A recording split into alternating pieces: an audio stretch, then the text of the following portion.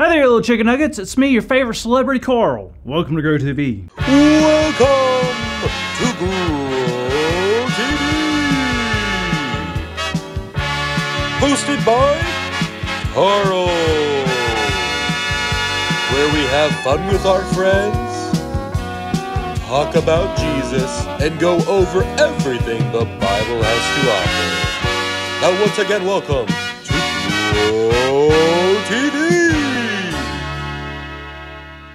Listen here, bub. If I don't get the chicken nugget sculpture with the fountain of the ranch pouring down it, you can tell the mayor he just lost 15 votes.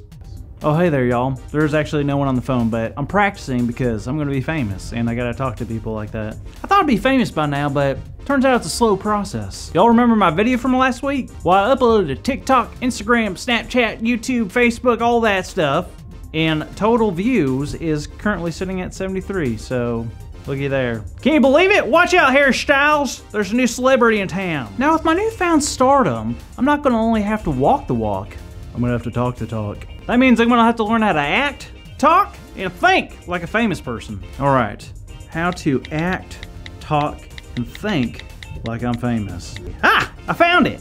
Step 1, move your eyebrows and never blink. Oh. Okay, step number 2, find your laugh. So apparently, famous people have a very specific laugh, so I need to find my own laugh.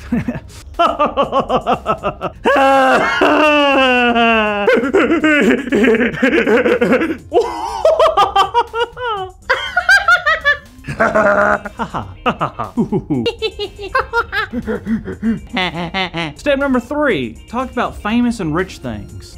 Okay. Oh yes, Richard, if you could just bring the yacht around. Oh, I won how many Golden Globes? That's 3 more than last year. Who put lipstick in my Valentino white bag? Step number 4, have a signature look. I've heard about this. Every celebrity has a look, and I can't get far if I don't have a look myself. Here we go.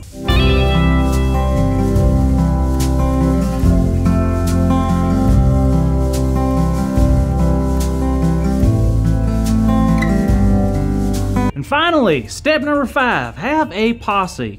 What's a posse? Let me see. A posse is a group of people that have similar characteristic, jobs, or purposes. So I gotta get some friends that want to be around me when I'm famous. That'll be easy. Hey, Ricky! How's it going, bud? What are you up to this weekend? You wanna hang out? What? No, like this weekend. Oh, you're busy. All right. The dog did what? Hey, Timmy! What's going on, man? How's life? Yeah? You busy this weekend to hang out? Me? Kind of like form like a posse or something? I don't know. You again, okay. No? Well, that was kind of mean. Hey! Becky! What's up? You doing anything this weekend? Wanna hang out? Maybe kind of follow me around like I'm famous or something? No? Okay. Well, no. I don't think that's German at all. Okay, okay, you can stop yelling. Okay, bye. Well, that's kind of a bummer. I was expecting at least one of my friends to help me out, but I don't know. Maybe I don't have as many real friends as I thought. Hello? Carl, how you doing, man? Oh, hey, Andy. I'm all right. I'm kind of bummed, but not too bad. Bummed? Man, I heard you're trying to become famous. That's awesome. I know, but I just don't have what it takes. What are you talking about? Well, I need a posse, a group of friends that can support me all the time. None of my friends wanted to be in it. Oh, interesting. Well, Carl, I think it's gonna work out in the end. Maybe, but I don't see how. Just have some faith, okay? All right, I'll talk to you later, Carl. Bye. Hey kids, good to see y'all. So it looks like Carl's pretty worried right now and kind of in a tough spot. And while I do believe things will work out for Carl, I can't help but think about how similar David must have felt in today's story. Now you see, at this time, King David was very, very sick. So sick that they hired someone just to hang around King David to make sure he was getting everything that he needed.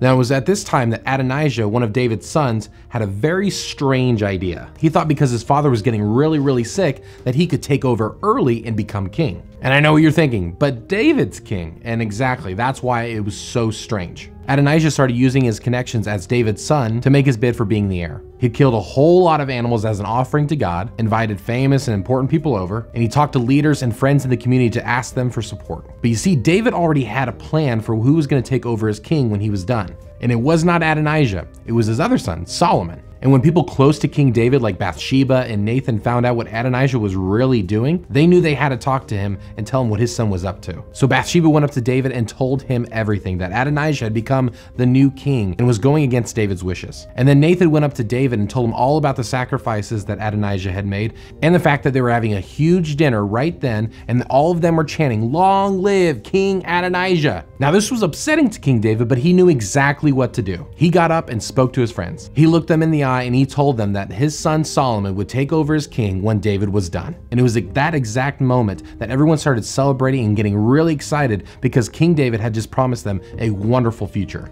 Now at the beginning of this story, David was alone and sick in a bed. Far from being the strong and courageous warrior that we're used to seeing, King David was alone, so alone they had to hire someone just to be with him. But it was then, when David felt the most lonely and helpless he's ever been in his whole life, that God gave him exactly what he needed: his friends. King David was about as famous as you could possibly get, but even he felt alone sometimes. And if God can take care of David, then he's gonna take care of you. So never forget, when we feel alone, God gives us friends.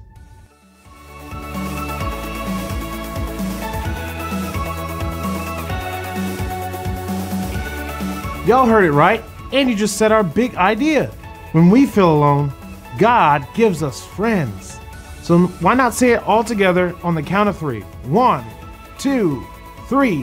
When we feel alone, God gives us friends. Good job, everybody. Speaking of friends, I think we should holler at Carl for a minute. Carl! Hey, how you doing? Pretty great, Carl. But I heard you didn't have any friends who wanted to support you on your path to becoming famous. You heard right. It's the worst. Well, sorry to break up the pity party, Carl, but you've got friends. What? Who? Me and Andy. Yeah, Carl, we will always be your friends, and we cannot wait to see how famous you and your videos become. Wow. Thank you both so much. It means the world to have you two in my posse. Oh my goodness. What? My video. You're not gonna believe this. What? I'm gonna be famous. We'll see. Bye, kids. Thank you for watching, and tune in next week for a new episode of Row TV.